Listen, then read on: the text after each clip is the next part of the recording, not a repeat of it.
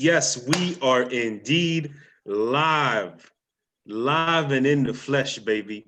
We taking over your screens, taking over your mobile screens. Hopefully, you figure out how to connect it to the big screen, and we take over your whole living room. And we promise you, we will keep it as friendly, as family friendly as possible. That is the most I can promise. All right, listen to my words. As family friendly as possible. We got a full crew tonight. We got Vic Jr.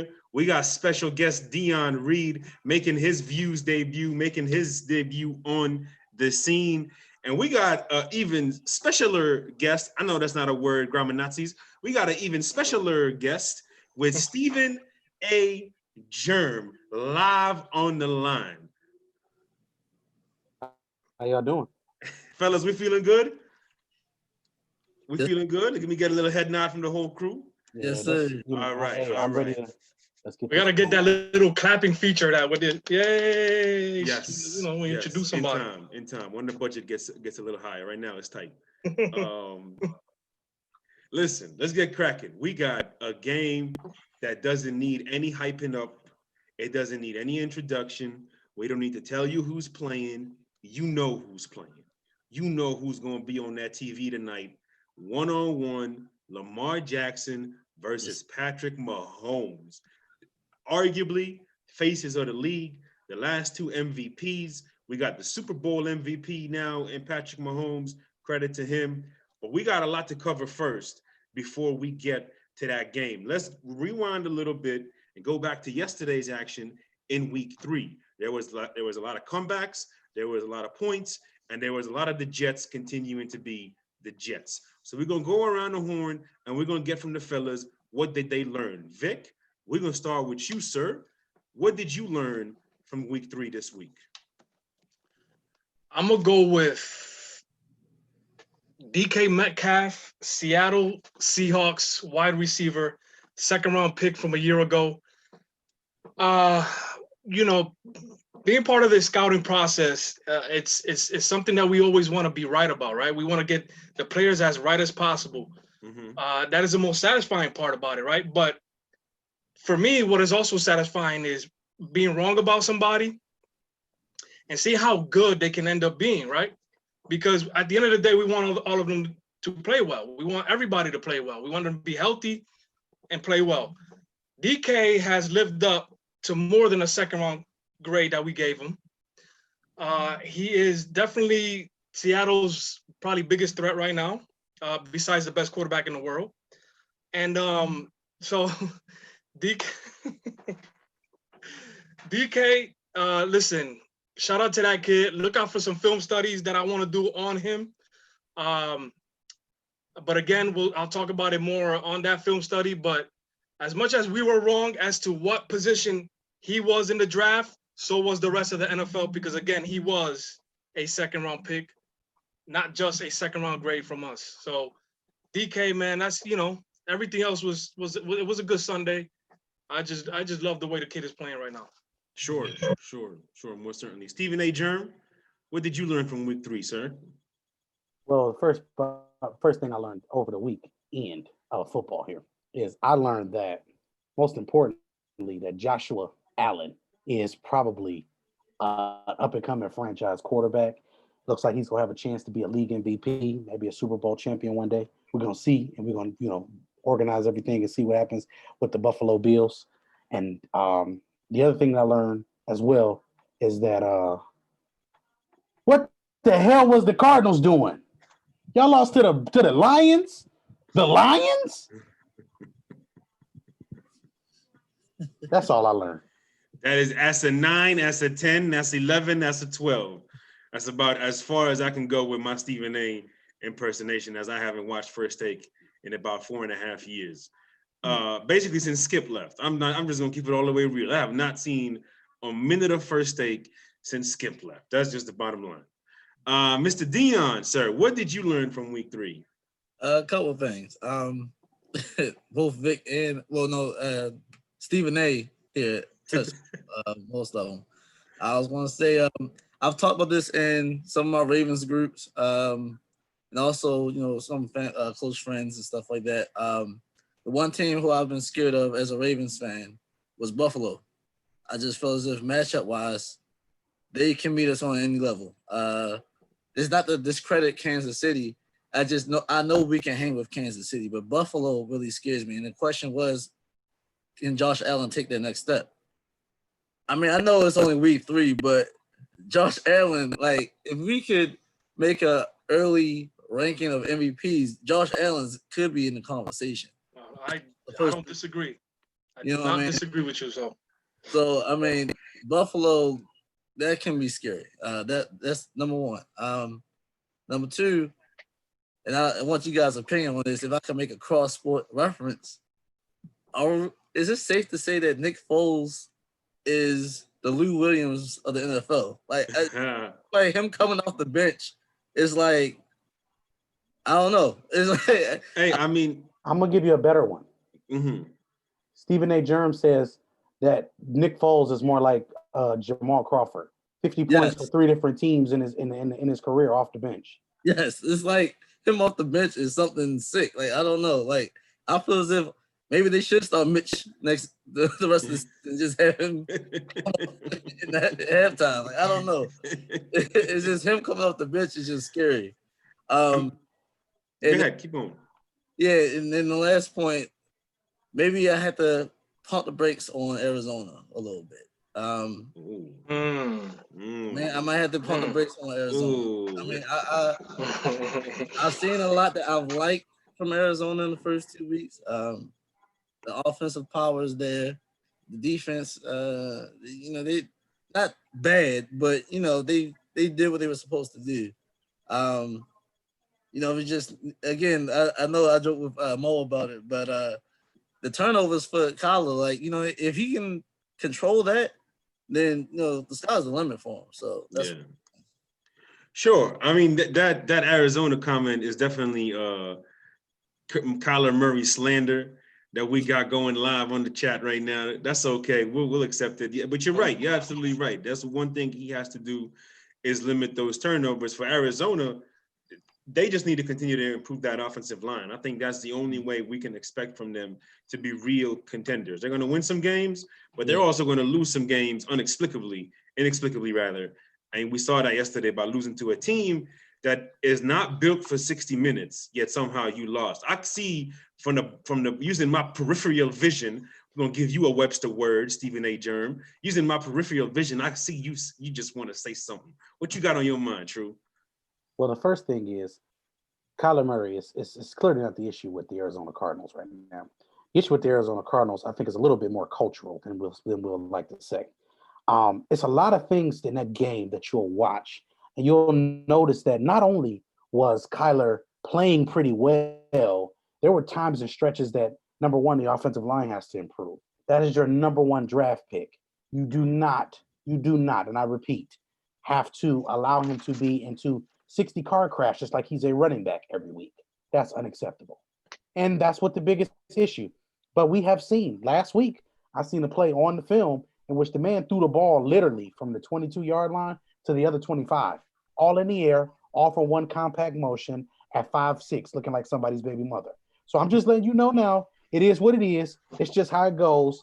The man is a cold dude. It's just he's the height of somebody's baby mom. But I'm just saying, that's all I'm trying to say. All right, we're gonna leave that right there. I would say the one thing I've learned is that the Buccaneers are gonna be a very scary team to deal with come November, December.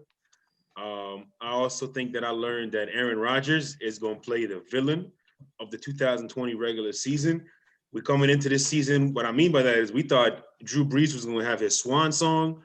We thought Tom Brady was gonna have his what's it called? Just happy ending. No pun to Robert Kraft intended. We thought he was going to have his happy ending there in Tampa Bay. We thought Russell Wilson was ready to take that next step. It's Aaron. If Aaron keeps this up, there isn't a team in the NFL that wants to play that man when he's playing the way he's playing the first 3 weeks of the regular season. So those are my 2 biggest takeaways. If I had to give one AFC takeaway, not something I learned, something that was more validated. The Steelers are going to be the spoilers of the AFC party with Mahomes and Lamar. Everybody's talking about Mahomes and Lamar and Chiefs and Ravens. The Steelers have a defense that can beat anybody, that is far from their best yet. And they got an offense with speed, with size, and with a little identity coming into it. So those are my three biggest takeaways from week 3. And all bias aside, obviously I'm a Ravens fan, but to talk football, I was concerned about the injury Ben was coming back from, because we all know Big Ben, hasn't been the most in shape quarterback. Yeah. So I was a little concerned for that. And I thought last year, I didn't think the Steelers defense was necessarily overrated, but I think, that when you're lacking in one area, another team, teams tend to focus on another area to improve. And I was a little bit concerned for, Dupree, maybe that was just a 1-year wonder type of stuff like that.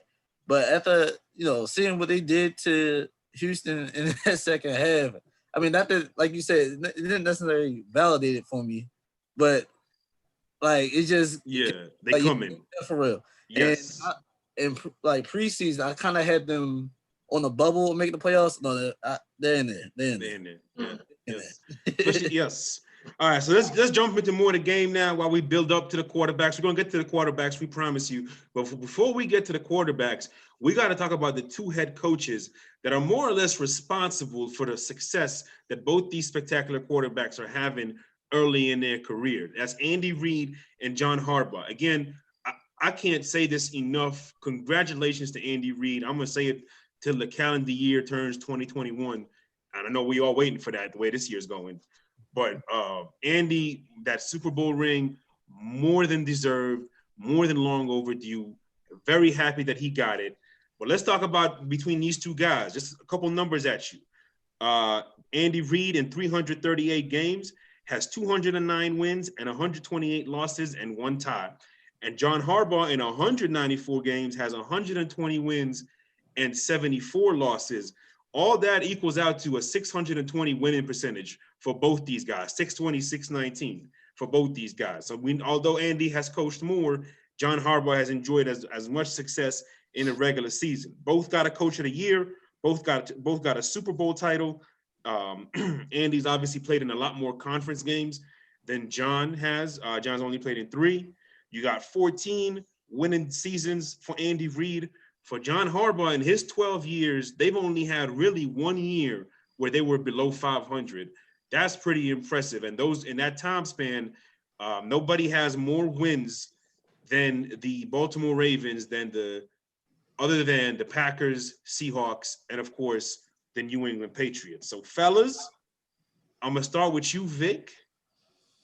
Between these two guys, who would you say is the better one? Well, I mean, I think that Andy Reid is a top 3 coach in this league.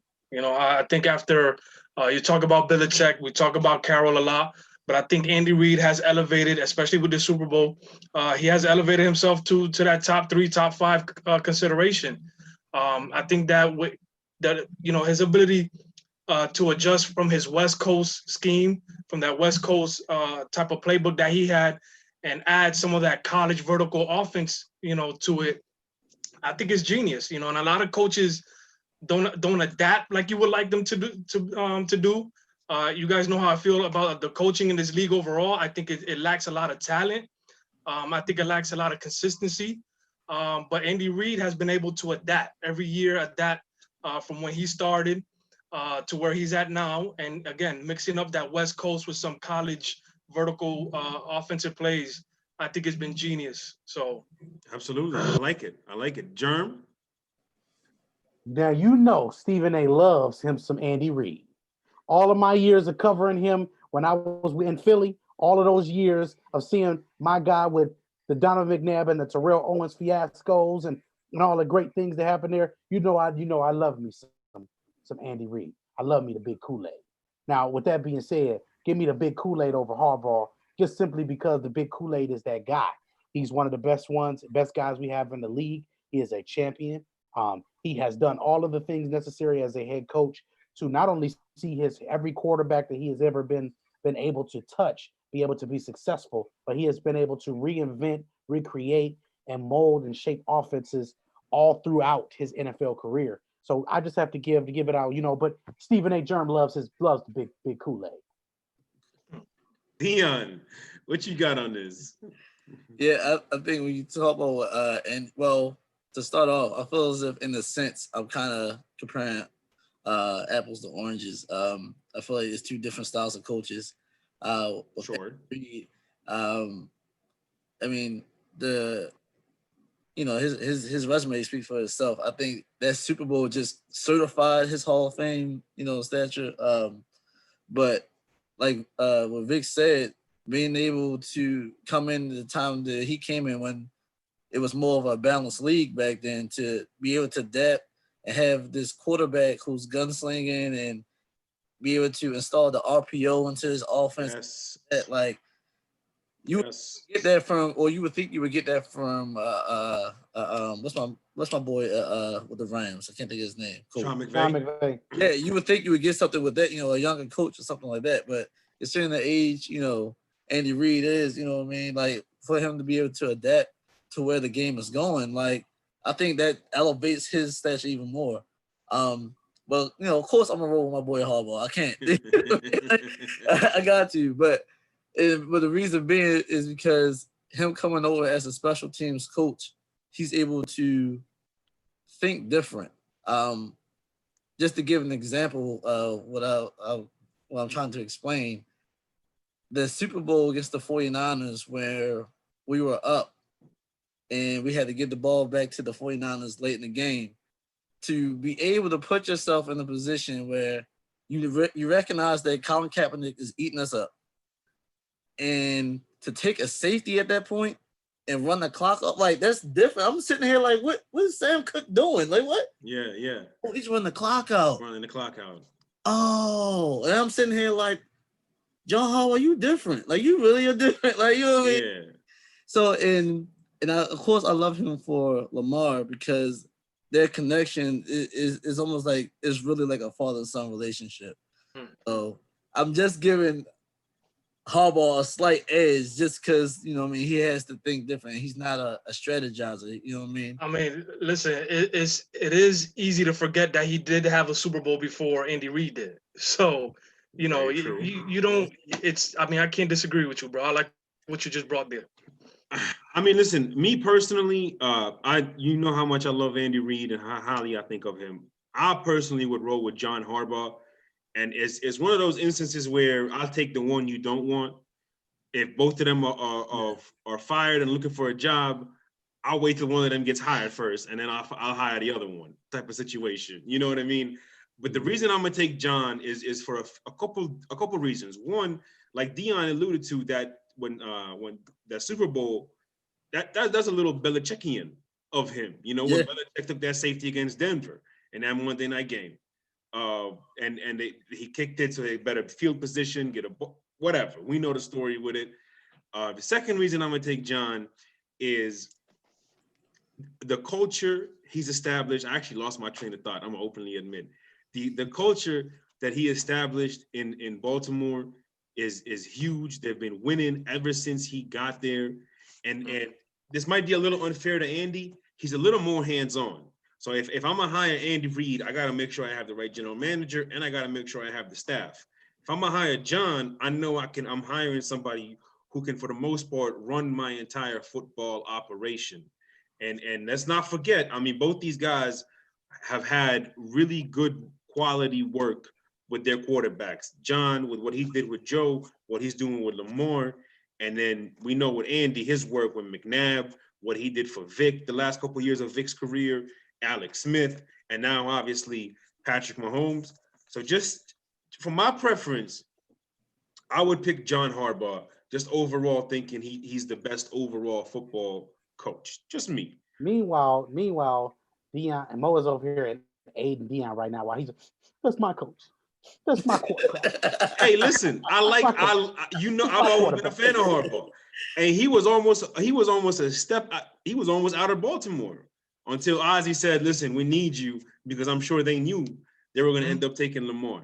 Yeah. Yeah, I mean, that's cool. Just so y'all know, the name switched again. I was Jerm Owens on that, just so you know my Oscar performance. Sadate. Go ahead. I'm sorry. Blame Jorge. He should have never showed you how to do this. Honestly, this is not good. Moving on to the comments real quick. Dennis in the building. Jay in the building. Shouting out Dion. Big Shot in the building saying Roadrunner is not the issue for kids meal Kyler. Jay Ham shouting out Eric and Aaron Rodgers. And Jorge, as always, coming with the high heat. Shout out to the dish. After Vic saying, just because your Cowboys coaching sucks, don't generalize. All right. One of these days, we're going to have to get Jorge and Vic on the line to talk everything New York sports and just leave it at that. Anyways. Y'all in this blasphemous. I'm telling you, bro. New Yorkian nonsense. So let's move on now. Let's talk about why everybody's here. We got about 20 minutes to go. Let's talk about why everybody here and why everybody's excited for this game.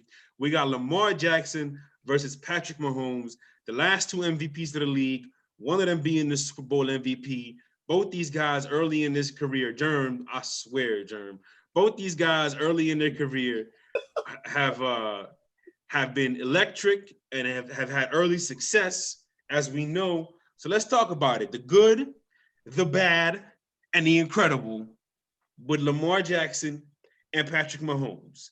Germ, whatever your name is. So Adesanya. Let's go. I want to hear what you got on this first. Give me let me give you the bad and the incredible. Here's what's so dope about this game on so many different levels. So you get the contrasting style of one guy who is a phenomenal guy at passing the football against another guy who is a phenomenal quick twitch athlete. I say what you want to say. I give credit where it's due.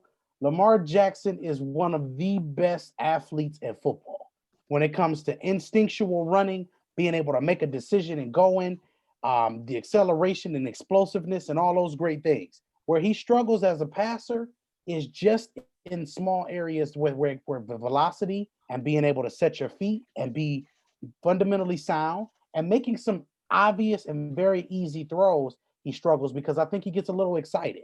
Those are things that come with composure. Those are things that come with consistency with your feet. Those are things he can improve on. Overall accuracy may never be great, but Vic was never great at that, and he still made an NFL career out of it. So we're going to give him credit where it's due on those aspects of things. What I want to see moving forward from Lamar, just to put that in there, that I'm going to say it about Patrick, just focus on the stuff you can control.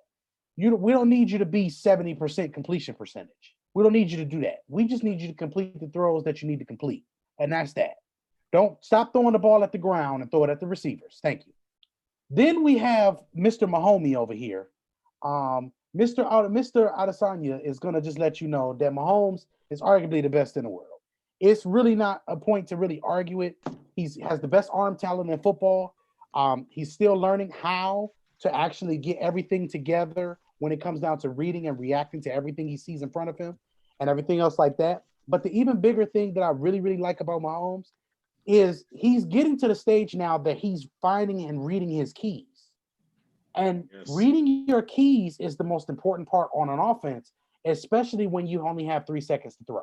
Pre-snap is even more important than post-snap sometimes because it's understanding, okay, this guy right here is going to drop. So I know that this passing lane here is going to be open and this one is not. Mm-hmm. Intellectual aspect of intellectual quarterbacking, as we call it here at Views, is the part where Pat Mahomes has started to take that next level. And we've seen it this year in these first couple of games. So as we see this in this game, if the intellectual quarterbacking is truly taking the next step forward, what we're going to see in this particular game is the Ravens will get torched when they set up to blitz. When they set up and they got 8 people on that line, and that's not including the cornerbacks or whoever's supposed to be in coverage, Pat is going to be able to figure out and diagnose as the game goes on who's coming and who they're trying to attack in certain matchups, and it's going to become real Adesanya-like. Vic, go ahead. I'm sorry. You good? No, so go ahead. Okay. Go ahead. Vic, what you got? Give me the good, the bad, and the incredible. Don't pass it like Lamar. Pass it like Mahomes. The bad, and the incredible, sir. Listen, I'm just gonna take a shot right away. The second best quarterback in the league, Pat Mahomes. He is one of the best quarterbacks in the league right now against the blitz. Better be lucky. Okay, he has the highest quarterback rating and stuff like that. The only concern I have in this game, matchup wise, is how is his left side of the line gonna go against that blitz and those packages that the Ravens have, especially against Calais Campbell, Derek Wolfe. They're gonna be lining up on that right side, on that left side of the offensive line. How are they gonna be able to block? We know that Mitchell Schwartz, the best, right tackle for the Chiefs right now, he's gonna do his part. Are they gonna be able to cover? Pat Mahomes, again, one of the best at the blitz, but I think that the Ravens bring a different dynamic to it because they're able to blitz with some good talented players, but also cover with Jimmy Smith, with Michael Humphrey, Marlon Humphrey. So again, that's going to be key there, for Mahomes. So listen, second best quarterback in the world, but me and Jerome are going to go at it about that. Lamar Jackson, Jerome, as much as you don't want to hear it, he is probably here to stay for a long time. All right. I'm pretty sure Dion agrees with that. He's going to be the quarterback for the Ravens for the next 10 to 12 years, okay? The kid is improving as a passer, very minimal. Like you said, there's still some accuracy issues going on, but he is. Yeah, Vic, we having some technical issues. Dion? There he is. You good? Yeah. It's all good. I'm pretty sure Jorge gonna take his shots here, but I'll get him later.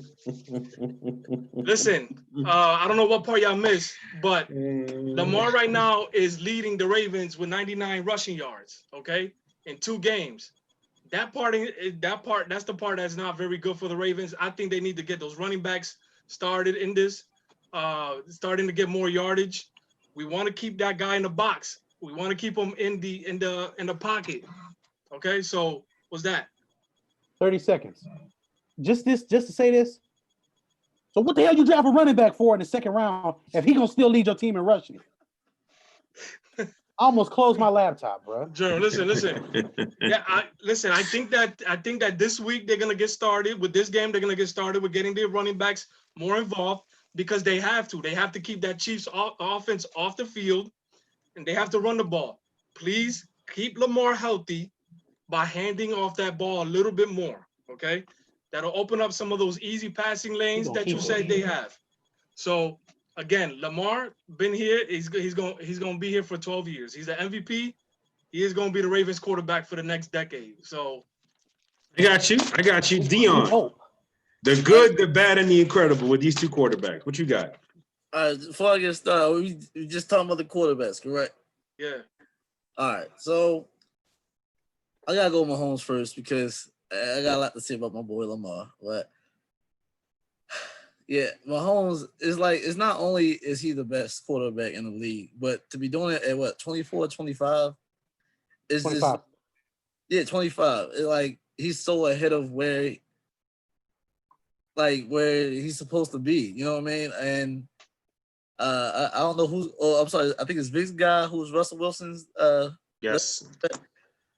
I mean, Russell's that guy, but in comparison, it's just that Mahomes is doing what Russell is doing at a much younger age. You know what I'm saying? And I mean, I understand why Vic got Russ, but that's a different conversation. So, hey, real quick, Tom Brady started late in his career too. Started late in his career too. Before you can start saying that team was his team. So that's true. Go ahead. That's true. But I just feel as if with Mahomes, I think Jeremy hit it really on the head.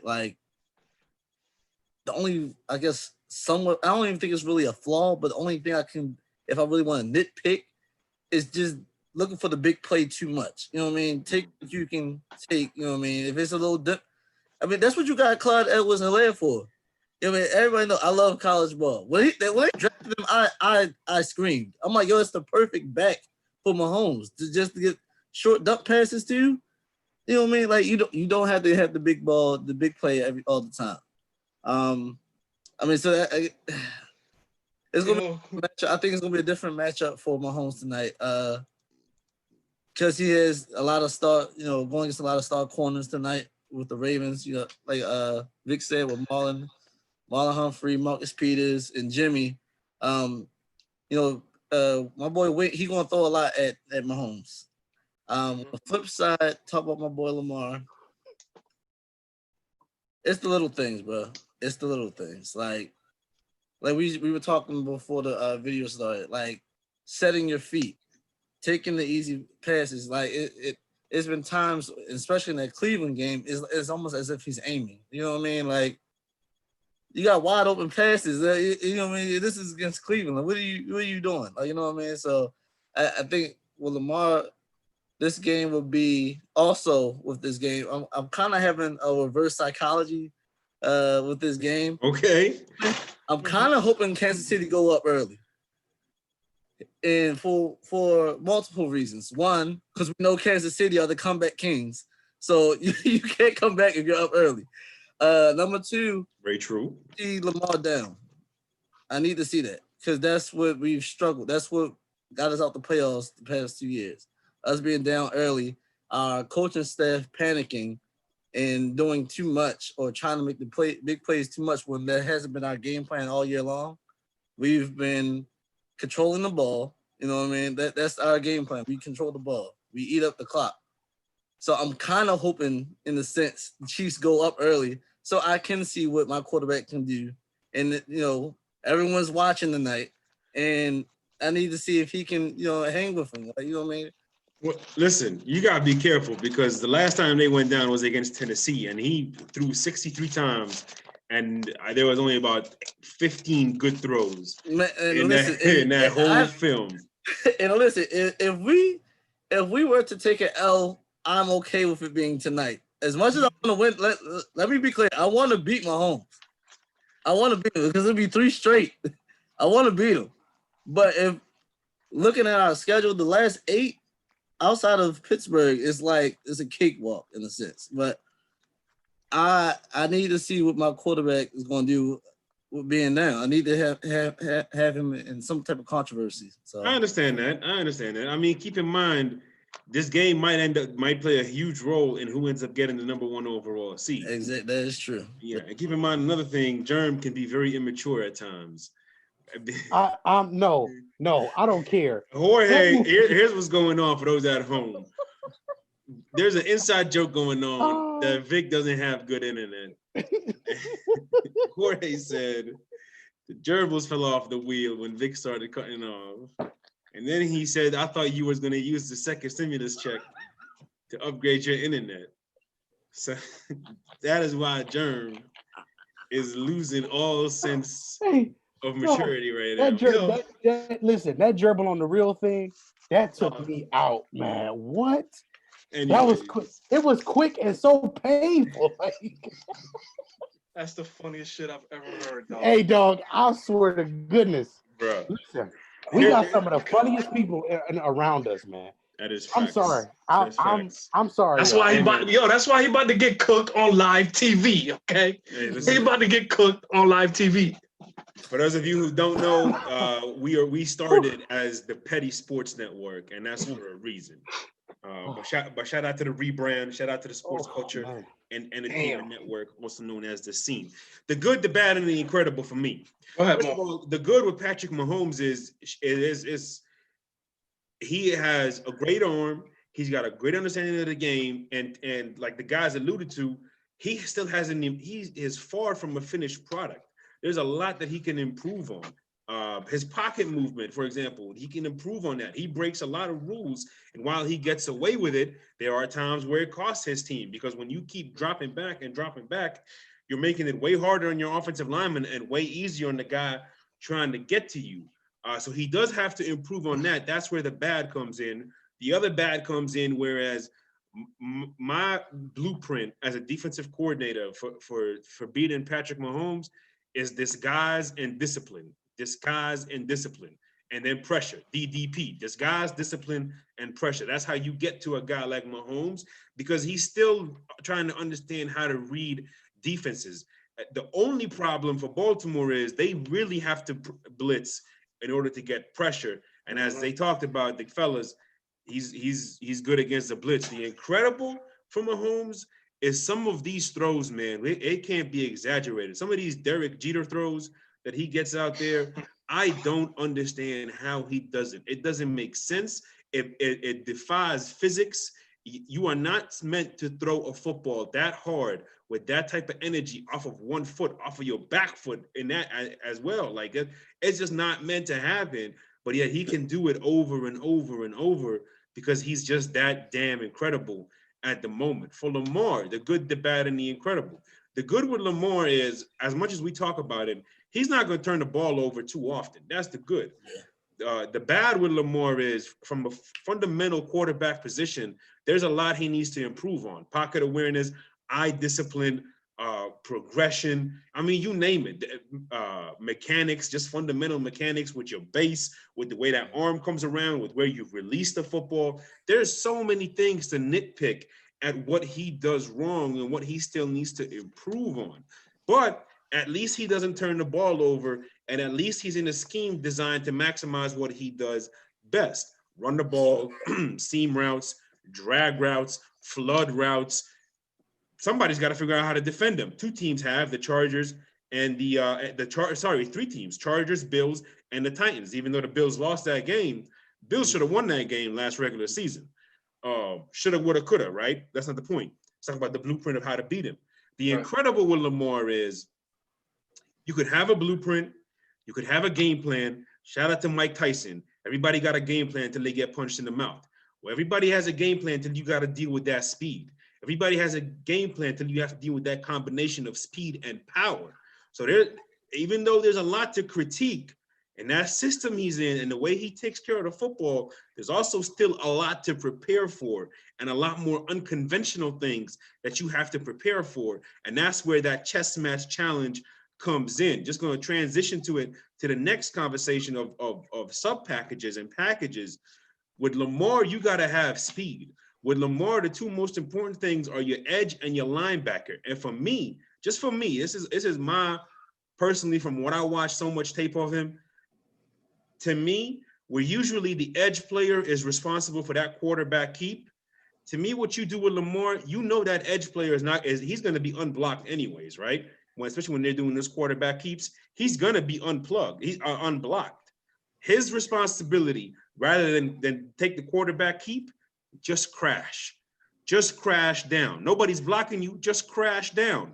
Who's responsible for the keep? The linebacker. That's who I think should be responsible for the keep. Instead of those famous Steelers blitzes, those cross blitzes, instead of cross blitzing him, you cross contain him and you have him come around for the containment if it happens to come. So you make sure those interior guys, they hold their blocks and eat up space.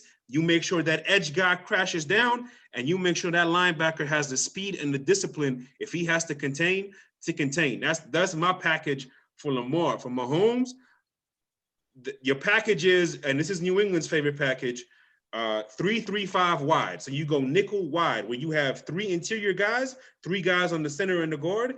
You got one guy on each tackle. You got one linebacker, and you make sure you have safeties and corners that can defend for themselves. And you got a safety all the way to the top who can keep the lid on it. That's my package for both these quarterbacks.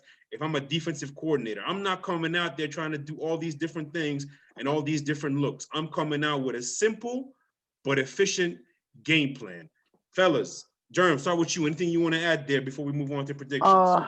Bracket coverage. In certain situations, I think you were going to need to implement some bracket coverages for Kelsey. I'm gonna be honest with you. You can't play zone against Kansas City because of Kelsey. That's the zone destroyer. And if you play zone against him, he's gonna have 12 catches, and that's not a recipe for success. But you also have to be able.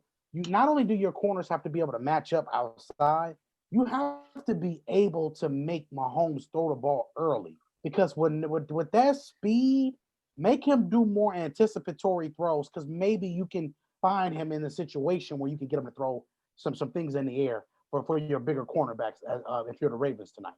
Maybe you can make him make some jump ball situations. Now, the only player that you really don't have a matchup for, period, is Sammy Watkins. Sammy Watkins will little boy everybody they have in the secondary. It will get ugly. We've seen him do it against Sherm. It will get ugly because you cannot jam him at the line of scrimmage. It's get that hand off me. I'm going. I do what I want to do. So this is my field. I do what I want to do, and that's what Mr. Watkins is. So moving forward, we got the Dancing Bear, and we got Sammy Watkins as the two guys that they will have the hardest time covering this evening. The speed guys are, if we just can't give up big plays. If you're Baltimore, no 20-plus yard plays. No mas. For Otherwise, sure. no mas. Vic, anything you want to add to that? Yeah, on the so defensive side? Go ahead. Right, like I said, against Pat Mahomes, I think that you're gonna see the Ravens use their cornerbacks, leave them on the island a lot, with Peters, with Humphrey, with Jimmy Smith. I think they're gonna get a lot of one-on-one coverages because they're gonna have to send a blitz, especially attacking that left side of the Chiefs' offensive line. Calais Campbell and Patrick McQueen have to be huge factors in this game to stop the Chiefs. And then for the Chiefs on defense against Lamar, there's going to be a lot of packages where you see Thornhill, where you see Matthew, and you see those guys down in the box more often. They're going to have to use also their speed to contain, like Jerm said, contain Lamar, keep them within the box, like Mo said as well, keep them within the pocket and stuff like that. The Ravens have to use the running backs. Let's keep Lamar healthy because, again, I think he's your franchise quarterback. As much as we didn't think so in the beginning, I think he's your franchise quarterback for the next decade. Dion, anything you want to add to that on the defensive side? Well, just give me the Ravens. You gotta give me how to beat your guys. How do you beat them? How do you beat the Ravens? No, how do you beat the Chiefs defensively? How do you beat the Chiefs defense? If you're the Ravens defensive coordinator, what's your game plan right now? You gotta create pressure without blitzing, and I love my squad, but I just don't see it happening. So, in a sense, we're gonna be hoping and praying tonight. and it's weird saying that because of the corners we have, but like we've talked about before this, before we went live, you can't cover forever, you know. And if Judon or Tyus Bowser can't get there, sub to 3 seconds, then we're gonna be in for a long night. Naturally. All right, fellas. If they just run picks and stuff, if the Chiefs offense is so versatile, they can run picks all night. Literally, they can just run crossing routes, drags, and slants all night, and they will cause so much confusion that it will be so much yakety yak. Don't talk back. It'll get ugly. It would. It's emotional. So this is why it's so hard for me to see. I don't see it. Raven fans, I just want y'all to know that I know every year y'all try. I'm from Cleveland, where Bone Thugs got a song, and they say, I try so hard. It's going to happen again every time. But I just want y'all to know that the only thing that can stop this Chiefs offense is if the conductor himself throws interceptions and is sacked multiple times. But y'all don't have the horses to win this race. Y'all don't have a Seabiscuit. Right. So at the end of the day, that's just what it is, baby. I'm sorry. Yep. So go Chiefs. Go Chiefs. So that's your prediction? You going Chiefs? Chiefs win by 21 points tonight. Damn, I didn't bring Dion on the show for you to say that to him live. My God. I love football tomatoes, man. Yo. Vic, go ahead, bro. Vic, go ahead. Give me your prediction and analysis. Go ahead. The Chargers last week was able to contain the Chiefs offense by pressuring with 4. They kept everybody else in coverage. They pressured with 4. And Dion is right. That's probably the best way to beat the Chiefs right now. But I think that the Ravens also have some good talent on defense. Like I said, they're going to leave the cornerbacks on the island. They're going to send some blitzes. And I think that the Ravens will win this game by 3 points. I'm going with the Ravens here. Hey, you going with the Ravens? Yes, I'm going with the Ravens by 3. Wow. Germ, Dennis said he is appalled at what you said, sir. Dion, give me your overview and prediction of this game, brother. All right, I was gonna touch on. Hey, Dennis said Dion getting him. Man, 3 scores. I'm gonna just yeet like it's going. I'm just going. Yo, Dennis. That man said he got his tomatoes from me though. Man. Well, listen. Back-to-back MVPs, possibly 2 quarterbacks, 2 guys on the face of the league. But I'm gonna touch on 2 X factors who I feel as if are going unnoticed. I'm gonna give you 2 players. One's playing, one's not. First player, in separate teams. First player, Chris Jones. Chris Jones can have a career day today because the guard play is not good for us right now. We got a center that's still rehabbing that didn't have a preseason. Depending on I haven't watched too much of Kansas City, so I don't know how much they move him around. But Frank Clark could also have a monster game. Talked about how OBJ, Orlando Brown, has been getting schooled against Myles Garrett and JJ Watt. Yeah. So, and then also Ronnie Stanley's playing hurt. So it could get ugly. But I got faith for my boys. So yeah, Chris Jones, and like you said, Mo, if he's able to eat those blocks up and get past that first wave of the blockers, we could be in for a long night offensively.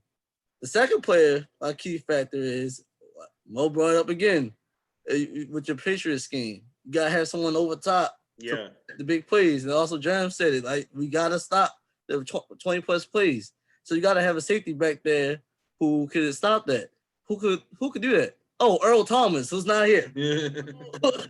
that and Deshaun Elliott, he's held his own. Chuck Clark has been okay, but those will be the key factors for me tonight. Here's the only thing, real quick, too. Just to say this real quick to you, Dion.